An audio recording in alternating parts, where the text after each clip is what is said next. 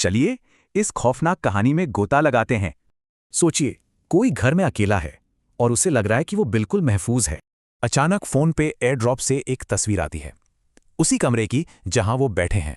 Photo ठीक उनके पीछे से ली गई थी, और वो भी बस कुछ ही पल पहले। रात के 11:15 बज रहे हैं और बाहर की गलियां घने कोहरे में डूबी हैं। तभी स्मार्ट स्पीकर की एक आवाज उस खामोशी को चीर देती है। वो भागकर दरवाजे पर जाते हैं, पर वहां कोई नहीं था सिवाय एक लिफाफे के।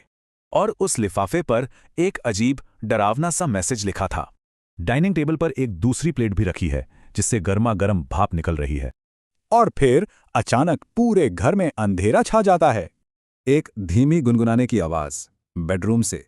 ये धुन उनके बचपन की थी। हाथ कांप रहे हैं, पर वो किसी तरह फोन की टॉर्च जलाते हैं। टॉर्च की रोशनी में दीवार पर 2 साये दिखते हैं, पर दूसरा साया उनका नहीं है। तभी फोन की स्क्रीन फिर से रोशन होती है। एक और मैसेज। और ठीक जैसे ही घड़ी में 12 बजते हैं, लाइट वापस आ जाती है। वो राहत की सांस लेते हैं। सब नॉर्मल है। वो आईने के सामने अकेले खड़े हैं। या अकेले हैं, क्योंकि आईने में जो दिख रहा है वो सही नहीं है। आईने में उनका अक्स उन्हें नहीं, बल्कि उनके ठीक पीछे किसी को घूर रहा है। और फिर वो होता है जिसकी किसी ने कल्पना भी नहीं की होगी। आईने का अक्स उस परछाई से कुछ कहता है। अगले दिन नया साल एक खबर लेकर आएगा, किसी की मौत की या शायद किसी के गायब हो जाने की।